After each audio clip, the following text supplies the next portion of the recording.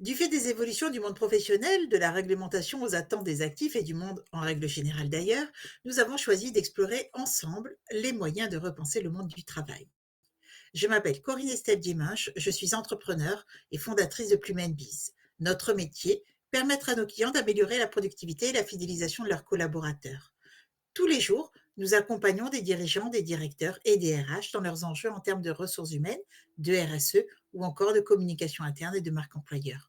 Avec notre live Bebuzz, nous vous proposons de rencontrer des hommes et des femmes de métier qui vont partager avec nous leur passion, leur vision et leur retour d'expérience sur des sujets clés.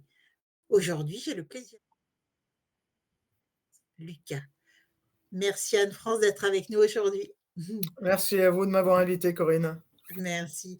Donc, Anne-France, tu es aujourd'hui associée de Pacte Conseil, un cabinet de conseil et de formation en management social des organisations. Avant cela, tu as exercé tes talents de DRH dans plusieurs grandes, voire très grandes entreprises et tu es désormais spécialiste en dialogue social, en négociation collective, en prévention de l'absentéisme et de l'accompagnement du changement.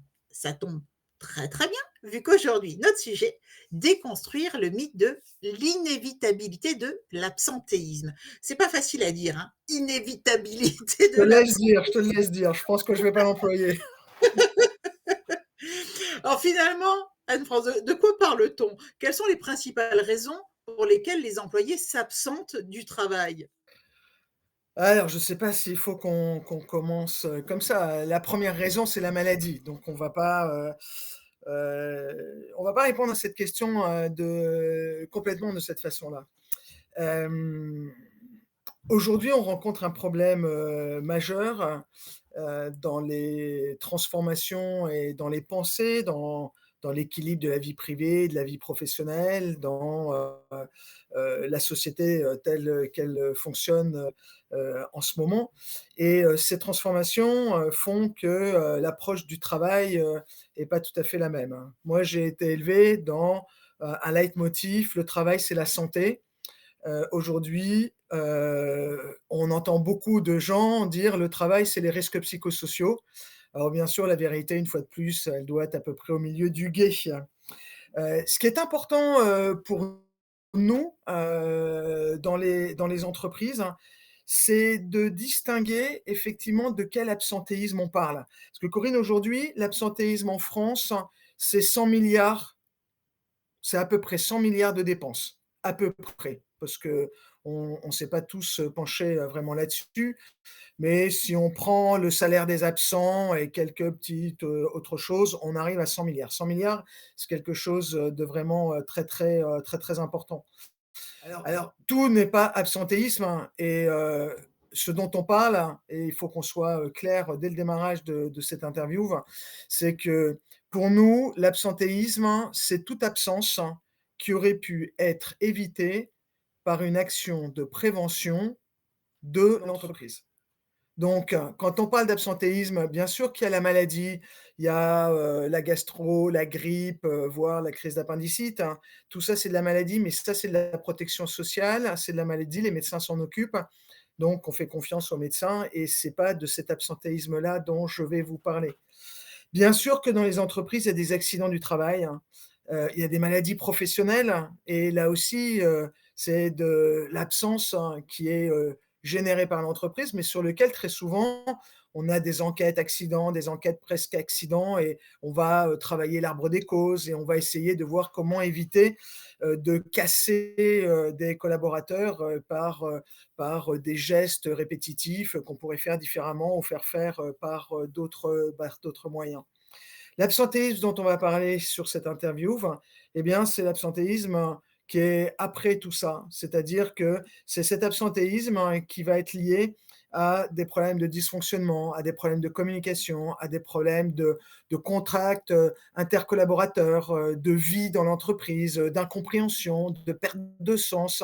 C'est tout ce qui n'est pas réellement de la maladie, mais tout ce qui va provoquer chez un collaborateur une envie de pas y retourner le lendemain. Et en fait, on sait quand on travaille un petit peu en neurosciences, hein, qu'il y a une façon de fuir, un endroit où on n'est pas bien, ben, c'est de pas y retourner. C'est ce qu'on appelle la fuite, hein. Si je donne une image, dans la savane, quand, la gazelle sent qu'il y a un lion ou un léopard qui va arriver, qu'est-ce qu'elle fait? Elle part en courant parce qu'elle n'a pas envie de se faire, croquer toute crue. Et bien, pour certains collaborateurs, de façon tout à fait inconsciente, hein, parce qu'ils ont vécu un moment difficile, parce qu'ils ont un feedback qui est mal passé, parce que, ils ont une difficulté relationnelle avec, un collègue de travail, et bien, le soir, en rentrant chez eux, ils vont s'arrêter chez leur médecin parce qu'en fait, ils ont pas envie d'y retourner le lendemain. Et c'est de ça dont on va parler. Parce que dans les entreprises, tu as des entreprises sur lesquelles il y a très peu ce type d'absence, hein. On sait que l'absence maladie, c'est de 5-3, disons entre 2, 5 et 3. L'accidentologie du travail, la maladie professionnelle, chaque entreprise connaît son ratio. Donc, prenons un 3 de maladie, rajoutons un 1 d'accident du travail, ça fait 4. Eh bien, si tu es dans une entreprise qui constate un 8 d'absentéisme, eh bien, elle sait qu'elle a 4 d'absentéisme qui sont directement le résultat d'une sorte de mal-être, hein, sur lequel l'entreprise peut intervenir. Et donc, hein, si elle se met en action, elle va pouvoir diminuer ces 4, parce que ces 4 là sont issus de la communauté du travail au sens large. Merci, mais tu as déjà déconstruit ce mythe de l'inévitabilité. Donc on a déjà à minima ce que tu par exemple, pour reprendre ton exemple, les 4 qui seraient peut-être évitables Tout sur à les 8. fait. Voilà. Et du coup, quels sont les impacts négatifs de l'absentéisme sur la productivité et aussi sur le moral des troupes? Alors, si on regarde, le problème du coût de l'absentéisme, parce que c'est un vrai sujet, hein, le coût de l'absentéisme, et il faut que les entreprises, s'en préoccupent. Pourquoi il faut que les entreprises s'en préoccupent, Corinne? Parce que ce coût, il augmente de plus en plus. Il y a une petite, jurisprudence, qui est sortie en septembre 2023, donc il y a pas très longtemps, hein, il y a moins d'un an, et cette jurisprudence, française, s'est alignée en fait, à une décision de la Cour de justice de l'Union européenne, hein, donc c'est assez, logique, et en fait, qu'est-ce que dit cette jurisprudence?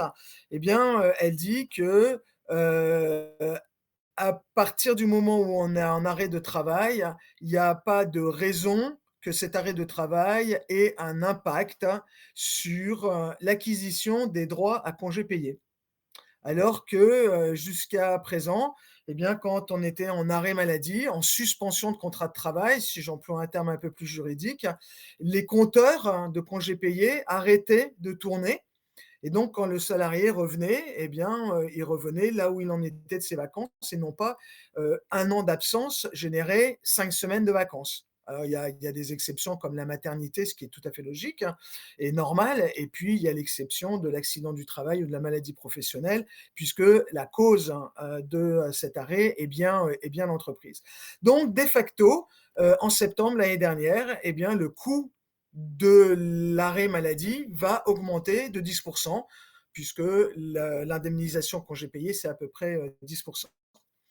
Donc si on essaie de voir combien coûte, un arrêt maladie, bah, il va falloir indemniser l'absence, hein, de la personne absente.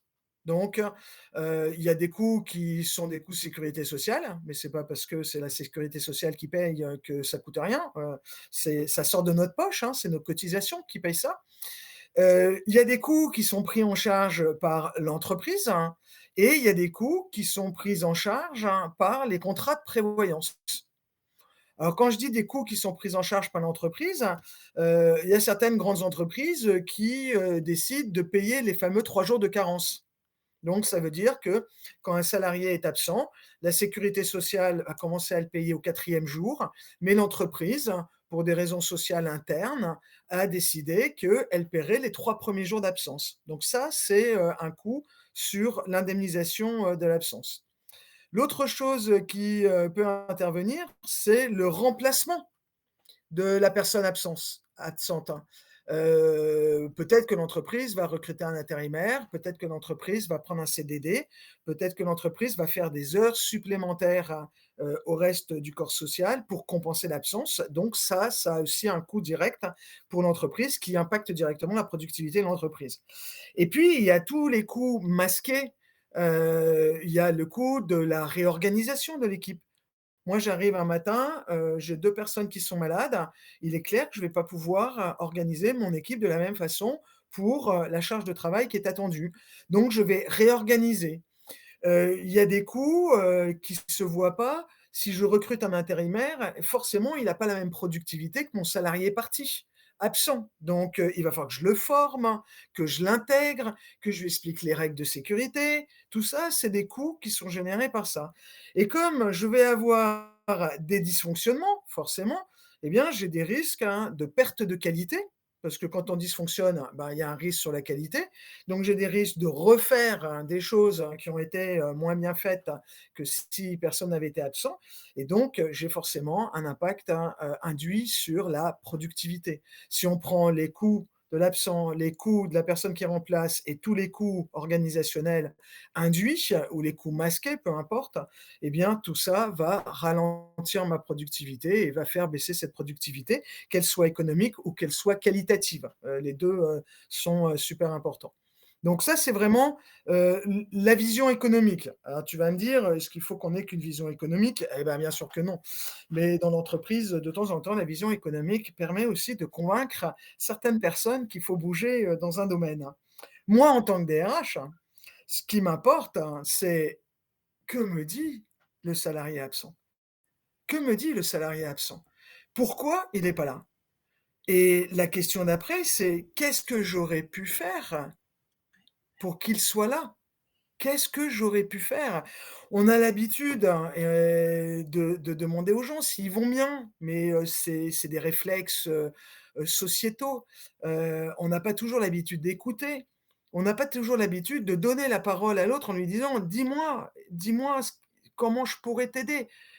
Qu'est-ce que je peux faire pour toi?» On l'entend dans tous les films américains. «Qu'est-ce que je peux faire pour toi?» Eh bien oui, qu'est-ce que je peux faire pour toi et qu'est-ce que j'aurais pu faire pour que tu aies été présent, hier? Il y a des gens qui vont très naturellement dire: «Bah, tu pouvais rien parce que j'avais la grippe ou j'avais une gastro». OK, très bien, on est dans la maladie.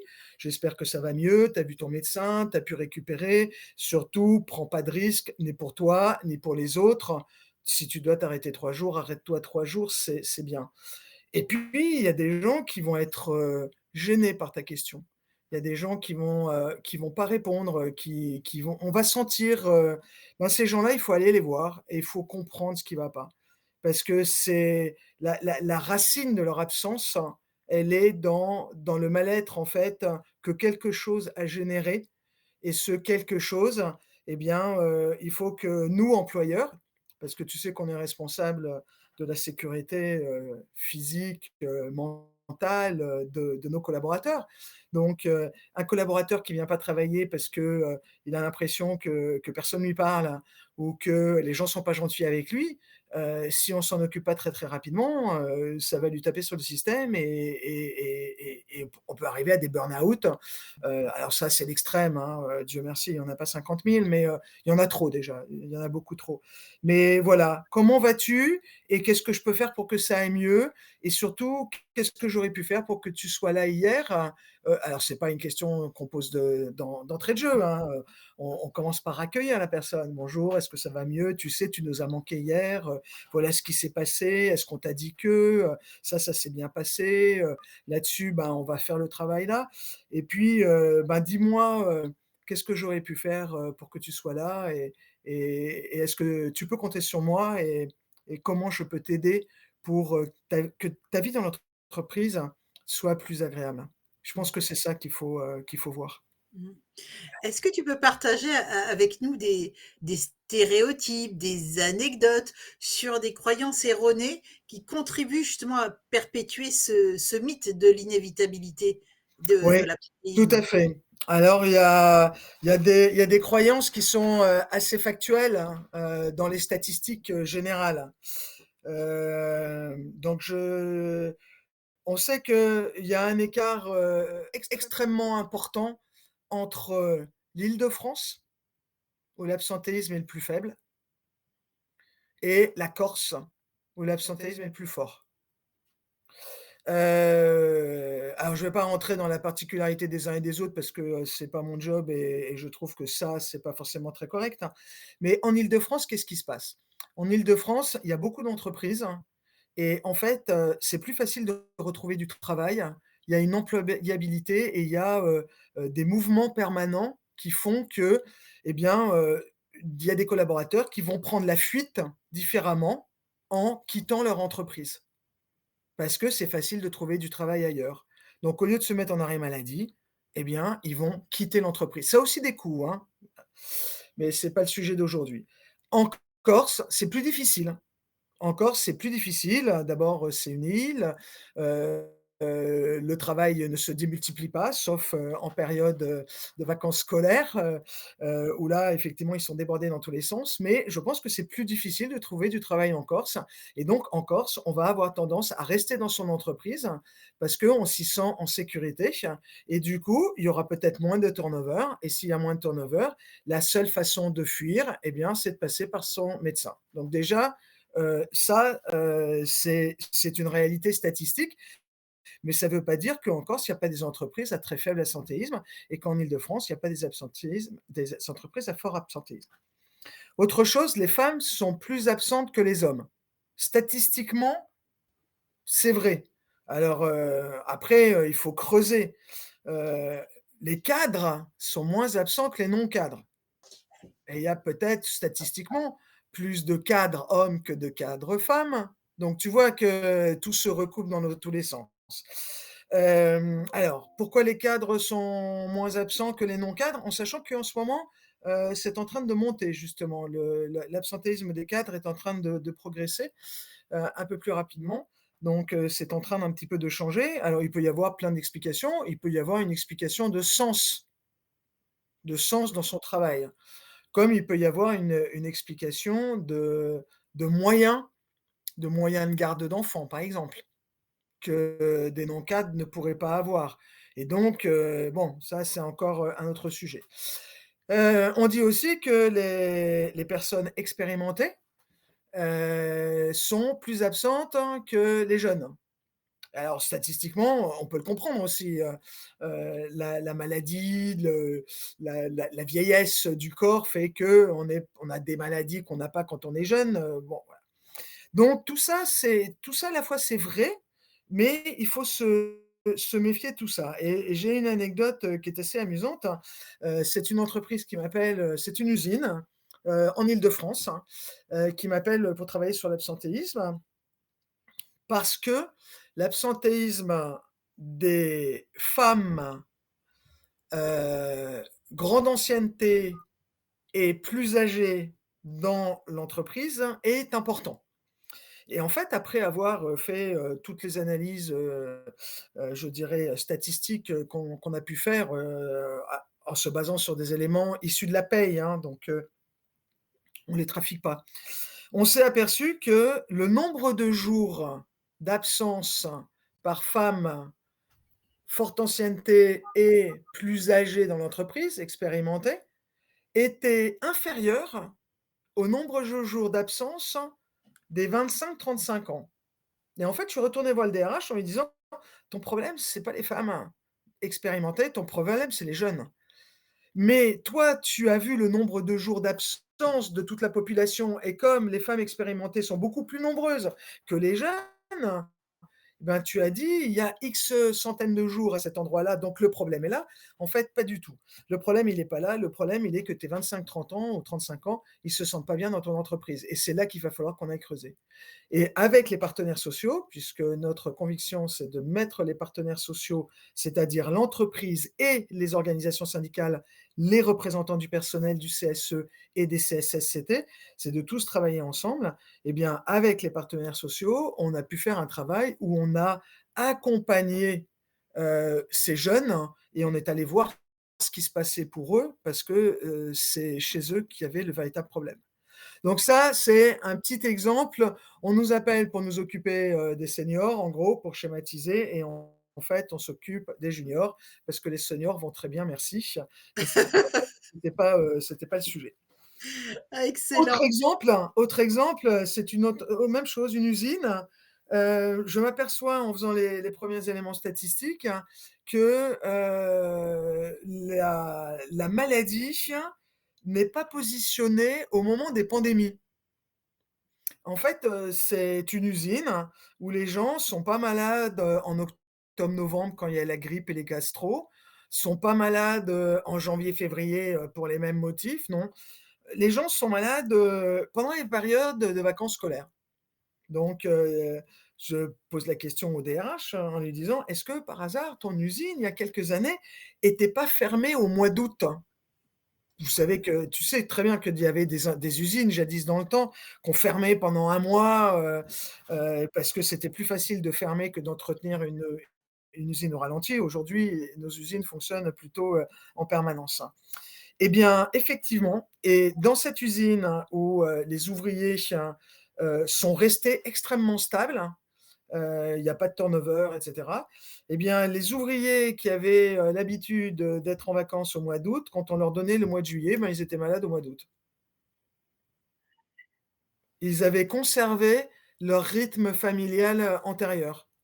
Et Donc oui. vrai problème de communication, vrai problème de donner du sens, aux choses et également, en l'occurrence, un problème, où dans cette usine, il y avait des ordres de départ en congés payés qui étaient, tellement mathématiques que quand on avait le droit d'être le premier à choisir ses vacances, on gardait ce droit, jusqu'à sa mort ou presque, hein, puisque ça dépendait de sa date d'ancienneté, de son âge, de ceci, de cela et absolument pas des enfants ou ce genre de choses.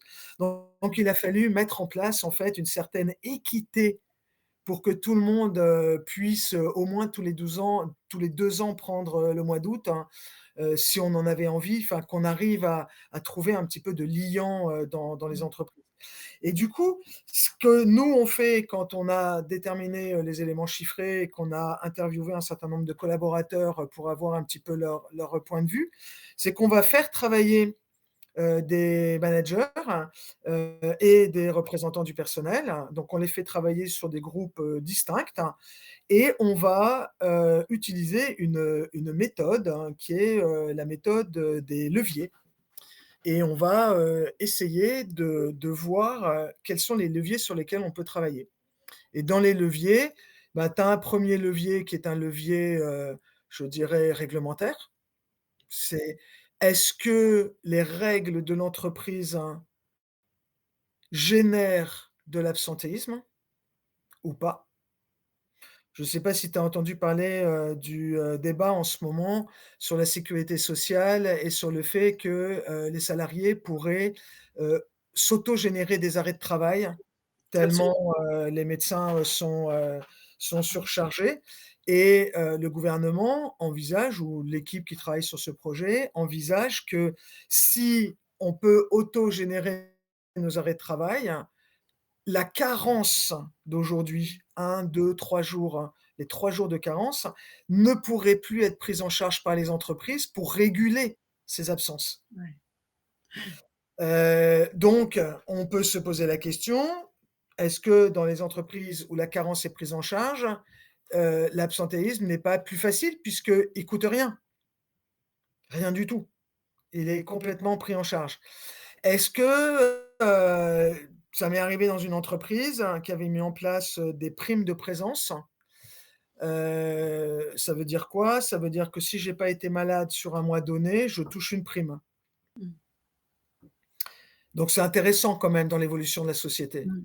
Avant, on était payé pour le travail qu'on faisait, pour le temps. Maintenant, on paye les gens quand ils sont pas absents. C'est Mmh. intéressant, mais bon, voilà. Ça les partenaires sociaux l'ont mis en place, donc ça devait sûrement être bien dans ces entreprises-là. Ben, on voit aujourd'hui que quand on est dans une entreprise où il y a des primes de présence, hein, quand un collaborateur est malade le 29 du mois et qu'il reprend son activité le 2 du mois, il perd 2 primes et donc statistiquement, les arrêts de travail de fin de mois sont 2 fois plus longs que les autres arrêts de travail parce que le salarié en veut pour son argent qu'il a perdu. Donc c'est des je dis pas que c'est vrai partout et pour tout le monde, hein, Mmh. mais on peut se poser la question, autant, des primes collectives, sur l'absentéisme, ça peut exister, ça marche très, très bien. Autant, sur de l'individuel, il faut faire très, très attention, en fait, à ces effets de contournement. Donc plus il y a de motifs d'absence dans une entreprise, plus l'absence est autorisée, plus l'absentéisme est important. Ça, c'est une tendance qu'on peut avoir. Heu, mais il y a une autre tendance, c'est que dans l'entreprise, tout le monde utilise pas tous les managers n'utilisent pas l'absentéisme, les causes d'absence plus exactement, de la même façon et donc ça peut aussi provoquer des dysfonctionnements.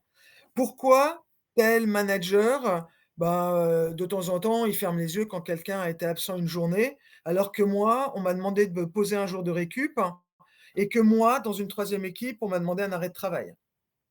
Donc ça aussi, c'est du réglementaire qui est pas appliqué de la même façon.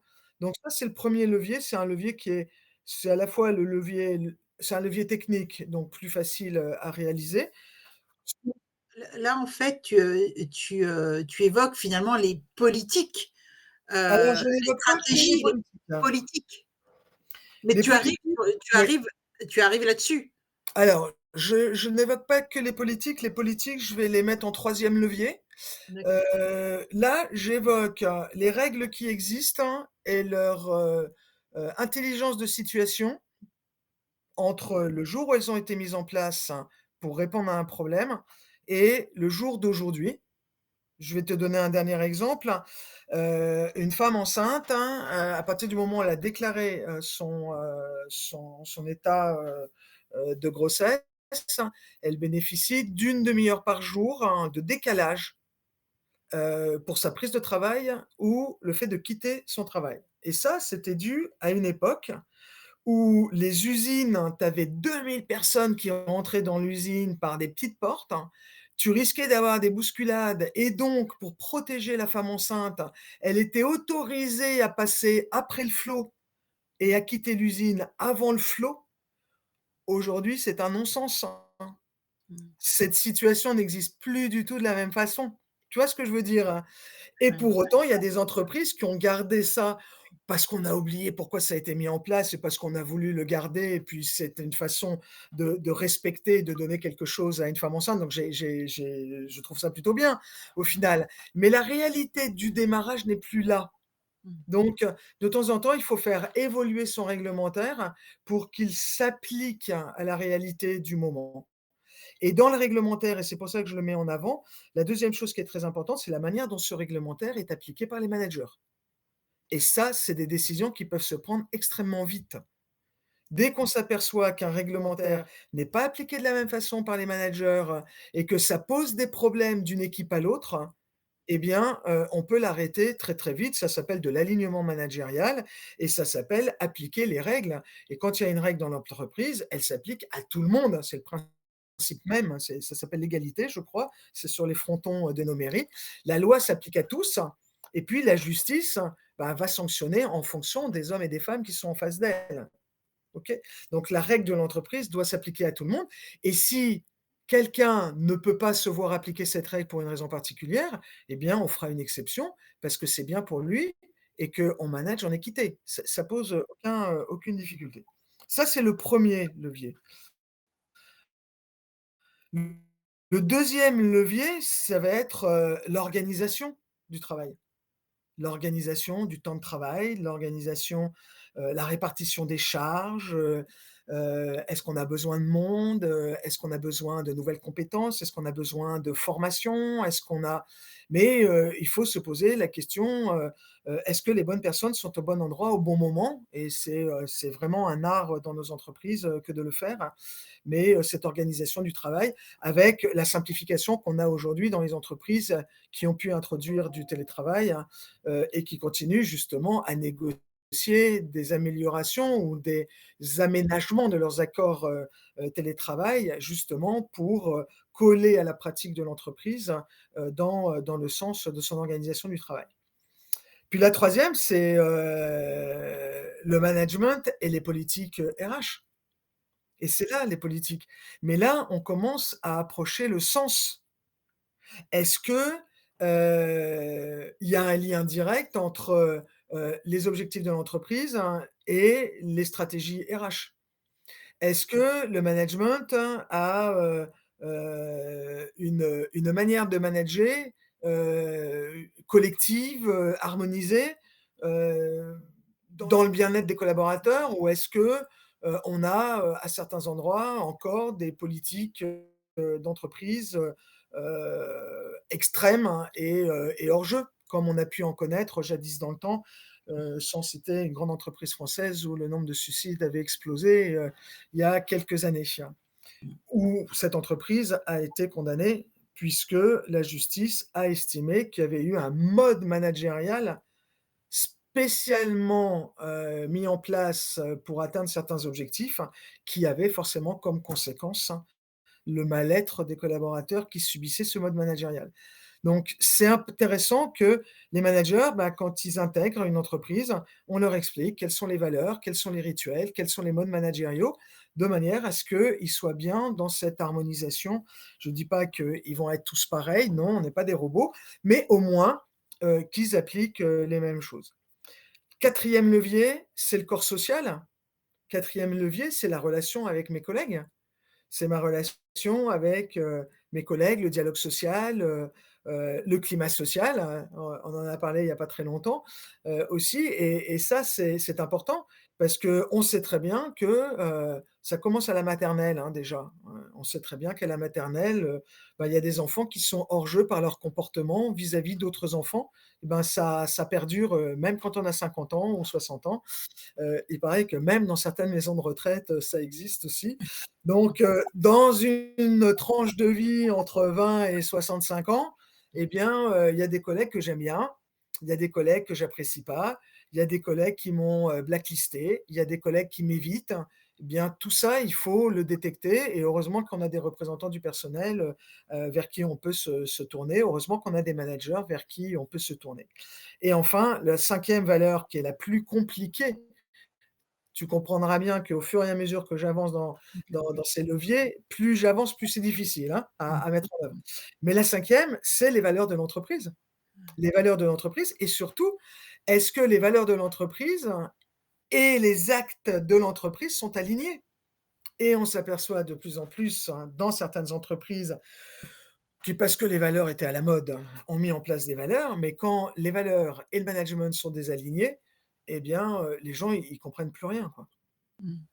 Et donc, ils vont avoir tendance, un petit peu, à fuir l'entreprise. Ouais, c'est pas malheureusement, ce n'est pas anecdotique. Et malheureusement, alors j'ai pas de statistiques là-dessus, donc je veux surtout pas généraliser, Oui, mais j'entends mes amis, j'entends, mes clients, j'entends les collaborateurs de mes clients, tous les jours, mmh, et je commence à entendre, dans certaines entreprises où les valeurs étaient extrêmement fortes, ben, des alignements sur les valeurs, et j'alerte les entreprises, sur ça parce que, c'est très difficile à rectifier. un vrai sujet là sur les valeurs. Alors j'ai une question, je dirais peut-être un petit peu piquante sur les technologies. On entend de plus en plus parler, tu sais, de tracer, le travail notamment, et du fait du télétravail, de tracer la réelle activité des Mmh. collaborateurs. Mmh. Comment les technologies, donc telles que le suivi du temps de travail, les solutions de gestion des absences, comment peuvent-elles aider les entreprises à identifier et à aborder les problèmes d'absentéisme? Est-ce que Alors tu vois un lien, une pertinence? alors moi je pense que, là-dessus, on on a toujours contrôlé le travail. Le travail a toujours été contrôlé. Il était contrôlé par les contremaîtres, hein. Il était contrôlé par, les chefs d'équipe, hein, qui avaient une compétence. Les compagnons, ont contrôlé le travail de leurs apprentis, les ont aidés à progresser, hein. Ce contrôle, hein, qui était complètement accepté, hein, à une époque, hein, parce qu'il était en lien avec l'apprentissage. Il y avait un lien entre je t'aide à apprendre et je te contrôle, et quand tu as pas le beau geste, ben, je vais te donner ce beau geste-là parce que tu vas continuer à avancer. Donc ce contrôle, il avait du sens. Voilà, il y avait, un certain sens. Ce contrôle, il a continué à exister, il a existé partout et à travers les temps. Aujourd'hui, il est complètement dématérialisable, hein. Et c'est vrai que je ne sais pas si les gens ont gardé un mauvais souvenir de l'école, hein, mais on était contrôlés à l'école. On avait des notes, hein. Alors moi, j'ai connu les notes, hein. Ensuite j'ai connu les ABCD un peu plus fous. Mes enfants, ils ont connu les smileys, quand ils étaient, au primaire, parce que les notes pouvaient les traumatiser. OK, peut-être, hein. Et pour autant, pour entrer et pour passer un concours, ça n'a jamais été aussi difficile, que maintenant. Bon, donc tout ça, c'est du contrôle, et quand on fait quelque chose, c'est contrôlé, mais contrôlé par un homme et contrôlé par une machine, c'est pas du tout la même chose, psychologiquement parlant. Et puis, le deuxième élément, c'est que, on paye du temps. On paye du temps. On paye pas de la mission. Avant, on payait, c'était pas forcément mieux, hein, mais avant, il y a des ouvrières qui étaient payées à la tâche, à la mission, à la pièce. Tu me faisais 10 pièces, tu touchais tant, tu faisais pas les 10 pièces, je te donnais pas cet argent-là. Donc ce contrôle, il se faisait en fait au moment de la paye, hein. Il se faisait au moment où on donnait l'argent. Aujourd'hui, on ne suit pas la productivité dans toutes les entreprises. Il y a des entreprises où elle est très suivie, il y a des entreprises, elle est pas suivie. Dans certaines entreprises, c'est la qualité qui va être suivie. Il y a des entreprises où la qualité est extrêmement suivie et d'autres entreprises, la qualité ne l'est pas, et on voit bien que l'impact de la qualité peut être très différent sur un Boeing, hein, que, sur une baguette de pain qui peut avoir une forme un peu bizarroïde. Donc c'est important de suivre tout ça. Et aujourd'hui, on parle de tracer le télétravail. Je sais pas si tu as il y a 5-6 ans, bah, disons 10 ans, on va dire 10 ans. Il y a 10 ans, les employeurs, ils étaient opposés au télétravail. Oui, absolument. Ils étaient opposés au télétravail, et qu'est-ce qui a changé? C'est le covid, hein. Mmh. Ce qui a changé, c'est le covid, et on s'est aperçu, pour des raisons indépendantes de l'entreprise, imposées par le gouvernement, à une époque très particulière, ben, on s'est aperçu à ce moment-là que, ben, on pouvait travailler différemment. Aujourd'hui, il y a des entreprises qui renégocient leurs accords, Mmh. télétravail et cetera, mais qui doivent se poser, les bonnes questions aussi, parce que tout le monde ne peut pas télétravailler. Tout le Ouais. monde n'a pas les bonnes conditions pour télétravailler. Tout le monde n'a pas l'autonomie.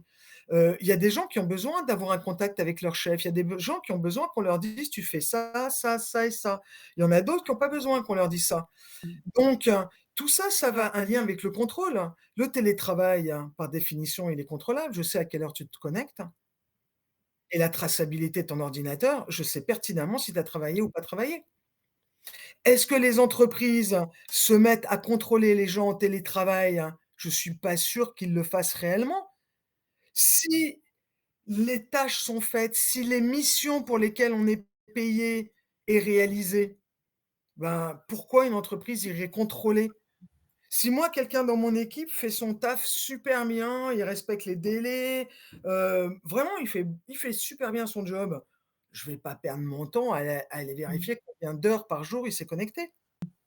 On est En d'accord. revanche, si j'ai en face de moi quelqu'un qui, de toute manière, il était déjà pas très bon, quand il était dans la pièce à côté, et maintenant qu'il est en télétravail, ben, j'ai vraiment l'impression qu'il travaille pas. Là, je vais avoir: «Est-ce que tu peux me rendre les choses? Tel jour à telle heure? Est-ce qu'on peut en parler?» Je vais mettre en place un certain nombre de choses, et si à un moment donné j'en ai besoin, je vais aller vérifier si effectivement, il se connecte. Mais ça, c'est une question, moi ça me remonte, alors je ne sais pas dans quelle année c'était. Moi je travaillais à la Fnac, hein, au moment où internet allait arriver, et je me rappelle d'une formation. On n'avait pas enfin il n'y avait pas encore internet. On avait des ordinateurs, on avait déjà des ordinateurs, mais on n'avait pas de messagerie, ça n'existait pas encore. Donc c'était peut-être, 1/2 heure avant ou 2 ans avant, et là, il y a quelqu'un qui m'a parlé d'internet. Je l'ai regardé poliment pendant 3 heures, et je me suis dit: «Mais il nous prend pour qui? On n'est pas des gamins, quoi». Mmh. et 3 ans après, on était bien au-delà de ce qu'ils nous avaient raconté. C'est allé extrêmement vite, hein, et je me rappelle de discussions entre DRH, hein, quand, internet est arrivé. Il y avait des DRH qui disaient: «Il faut interdire internet dans l'entreprise parce que les gens vont se connecter, ils vont arrêter de travailler, ils vont aller organiser leurs vacances, faire leurs courses». À l'époque, ça existait pas forcément beaucoup, voire ils vont aller sur des sites interdits, hein. Et puis il y avait des DRH, hein, alors moi j'étais à la Fnac, hein, donc très rapidement on a pensé à Fnac.com et donc très rapidement on s'est dit: «Comment on fait pour que nos vendeurs soient à l'aise sur cet outil qui n'est pas encore chez eux, mais qui arrive dans l'entreprise?» Donc nous au contraire, on a ouvert en disant aux managers: «Si tu as des gens qui passent 3 heures sur internet une journée, c'est un problème managérial. C'est un problème de l'activité, de sa mission, mais te cache pas derrière ton petit toit, c'est pas parce qu'on l'autorise à aller sur internet que, il va y aller trop et nous, on a besoin qu'il soit à l'aise avec internet». Donc tout ça, c'est des régulations qui doivent se mettre en place.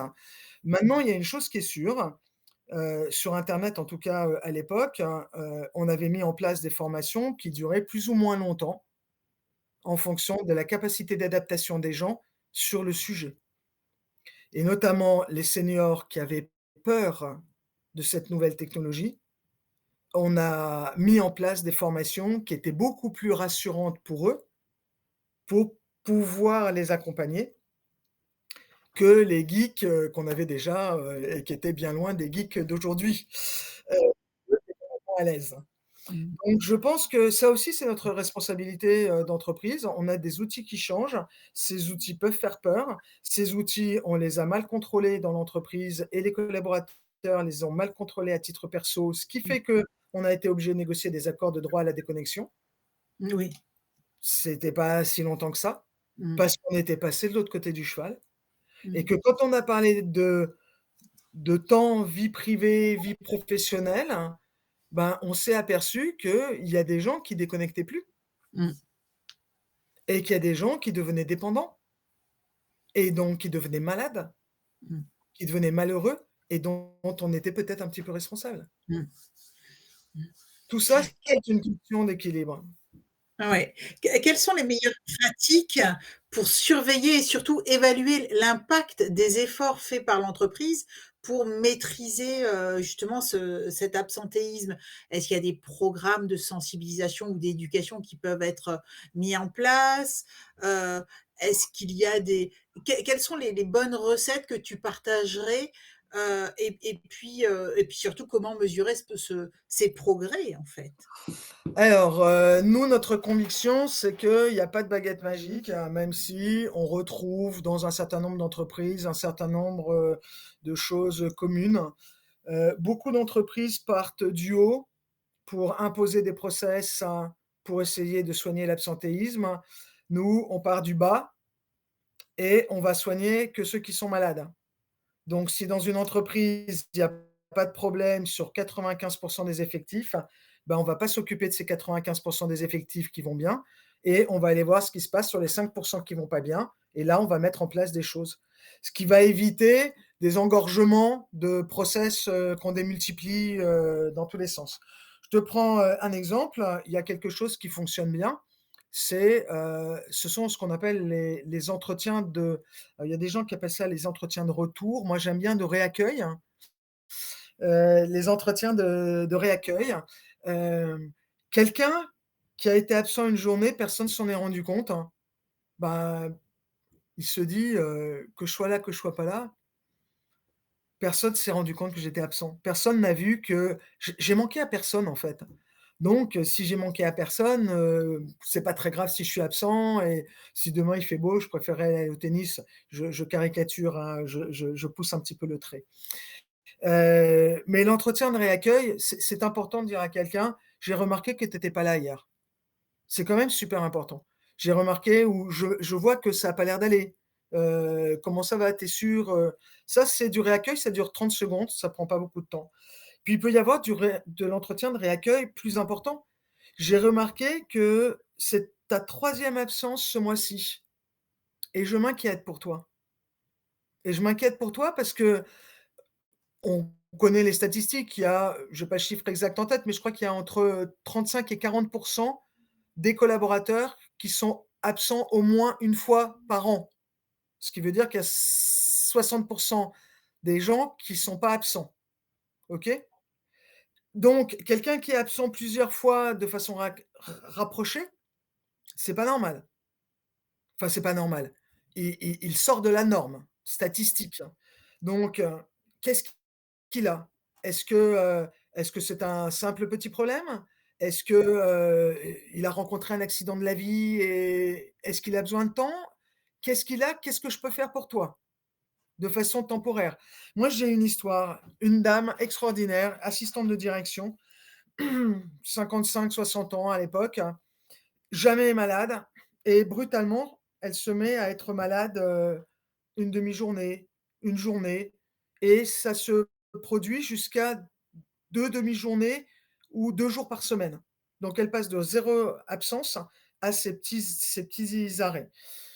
Son chef m'en parle, je lui dis: «Bah, tu as parlé avec elle?» «Bah, non, c'était un petit jeune donc c'était peut-être un peu plus compliqué pour lui».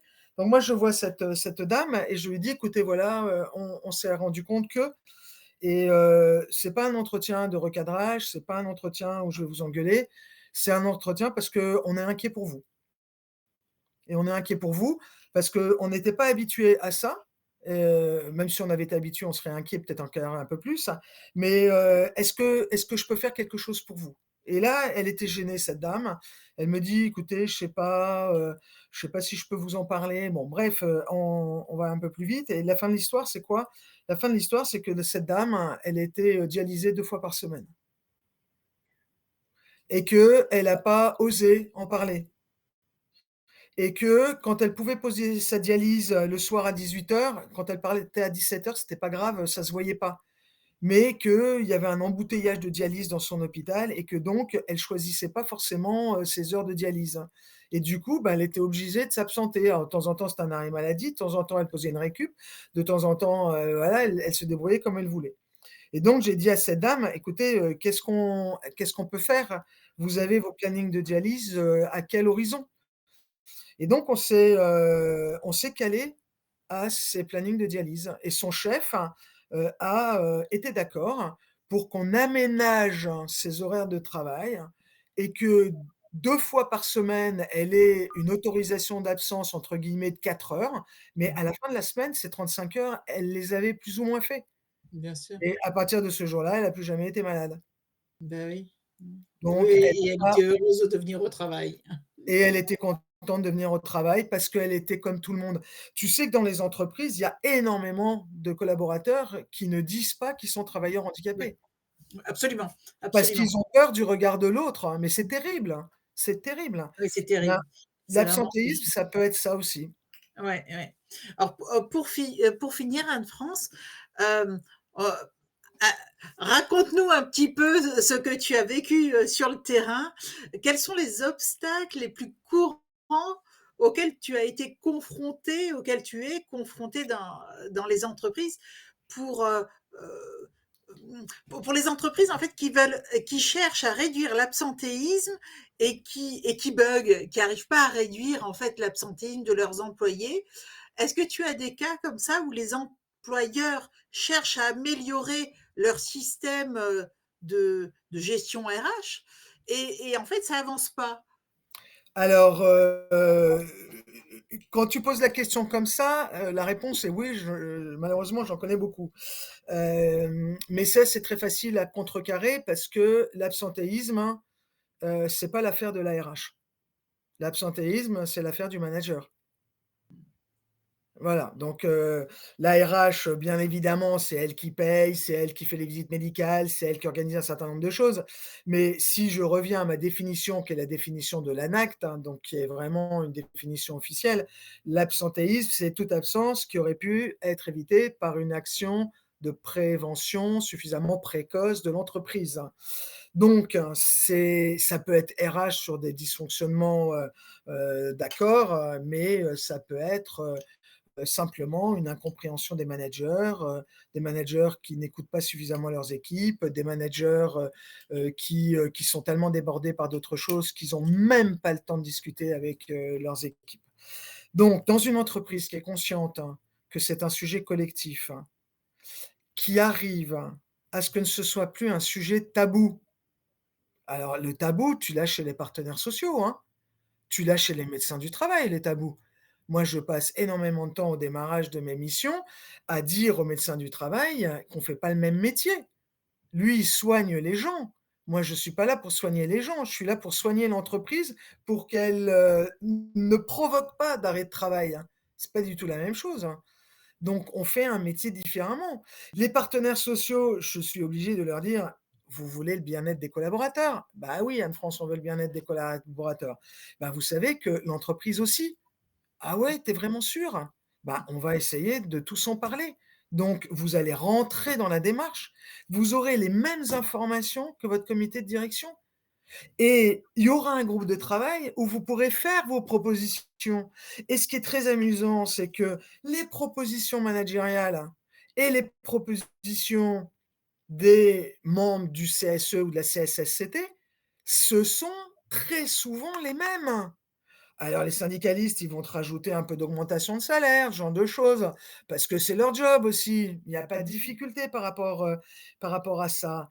Mais, dans une entreprise qui avait cette fameuse prime de présence, les partenaires sociaux en ont fait un axe de priorité, et ils ont renégocié ce sujet-là. Donc en gros, comment on redistribue cet argent? Peut-être dans la prévention de l'absentéisme, peut-être dans du salaire, des collaborateurs, mais comment on arrête ce genre de dysfonctionnement qu'on a peut-être provoqué? Et la troisième chose donc, hein, on a bien conscience que ça concerne tout le monde. On a bien conscience que c'est pas tabou. Donc pas tabou veut dire qu'on peut en parler. Mmh. Et je vais même dire, à partir du moment où on prend la main sur la communication en matière d'absentéisme et on commence à expliquer que le taux d'absentéisme est anormalement élevé par rapport à la norme nationale, professionnelle, peu importe, hein, que l'entreprise veut le bien-être de ses collaborateurs, l'absentéisme se met à diminuer avant même qu'on mette en place les plans d'action. Avant même qu'on mette en place les plans d'action.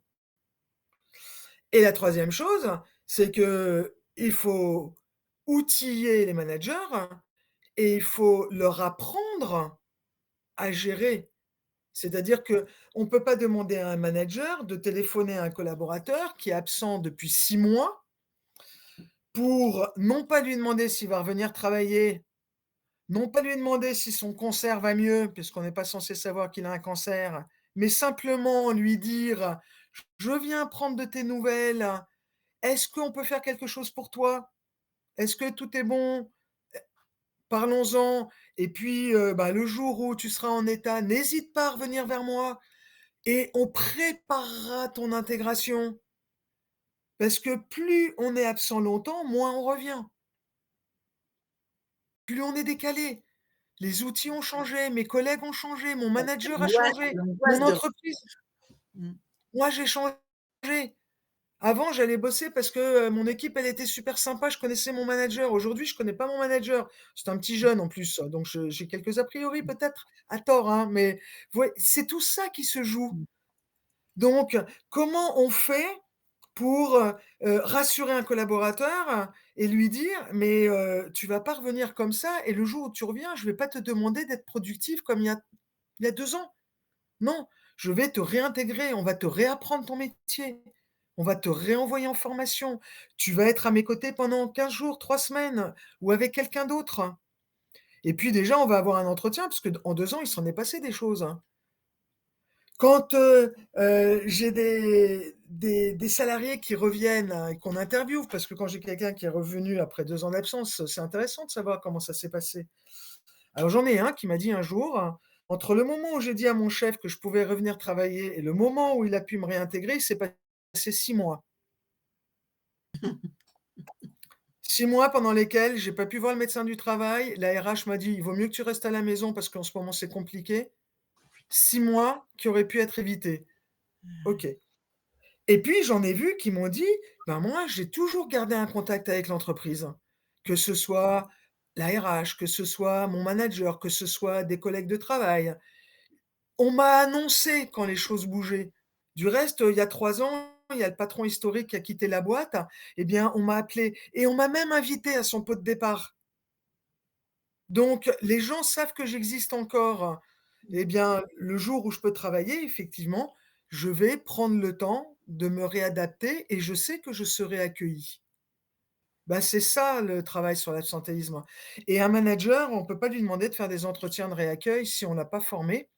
On Ouais. peut pas lui demander, enfin, c'est un métier, hein, même les RH, on n'est pas toujours très doués, sur ce genre de choses. Les assistantes sociales sont beaucoup mieux formées que nous sur, l'écoute, hein, des collaborateurs, des gens qui vont mal. Donc de temps en temps, eh bien, il faut avoir l'humilité de dire: «Voilà les outils qu'on met en place, voilà la formation qu'on met» et nous, sur ces entretiens de réaccueil, les formations, on a des rôlistes, hein et c'est simplement de l'entraînement. J'ai même un rôliste qui arrive à se mettre à pleurer, sur ordre. Donc, de temps en temps, bah, le manager qui appuie pas sur les bons boutons, la personne en face se met à pleurer parce qu'il appuie pas sur les bons boutons, quoi et on Mmh. apprend à appuyer sur les bons boutons et ça, je pense que, si on y va tous ensemble, il y a aucune raison que ça diminue pas. Mais il y a une chose qui est certaine, c'est qu'il faut communiquer et il faut fêter les petites victoires et il faut avoir quelques indicateurs, de suivi, sur l'absentéisme, qu'on va communiquer tous les mois, comme le chiffre d'affaires. C'est aussi important que ça, heu, parce que, heu, parce que nos collaborateurs, sont importants. En tout cas, merci beaucoup Anne-France. Tu nous as convaincus, en tout cas moi tu m'as convaincue. C'est Non, super Corinne. l'absentéisme n'est pas une fatalité. Non, non, mais quand on met le petit doigt dedans, on y reste longtemps. Ah, il faut s'en occuper longtemps, oui, c'est pas un sujet Ouais, qu'on c'est pas un bâcle en sujet 3 simple. mois. De toute façon, Non, c'est pas c'est un pas un sujet, sujet enfin, comme simple. tout ce qui touche à l'humain, c'est vraiment pas un sujet Ouais, tout simple. à fait. Merci à toi. Notre live se termine. Merci à nos participants. Vraiment, mille merci Anne-France. Tu es passionnante Merci et, Corinne, c'est très gentil. je pense qu'on t'écouterait comme ça pendant des heures et c'est assez génial. J'espère vraiment qu'on va avoir le plaisir, que je vais avoir le plaisir de t'accueillir Quand tu à veux. nouveau, à nouveau très très bientôt. Là, on a quelques pistes de sujets. Ne manquez pas nos prochains rendez-vous Bibuzz, donc tous les mardis à 10h30. Vous pouvez retrouver les replays sur notre chaîne YouTube, également à partir de notre blog sur le site internet Pumainbiz. Surtout, prenez soin de vous, appréciez la vie, aimez les autres, aimez largement tout ce que vous faites, amusez-vous, éclatez-vous dans ce que vous faites. À très vite et merci encore.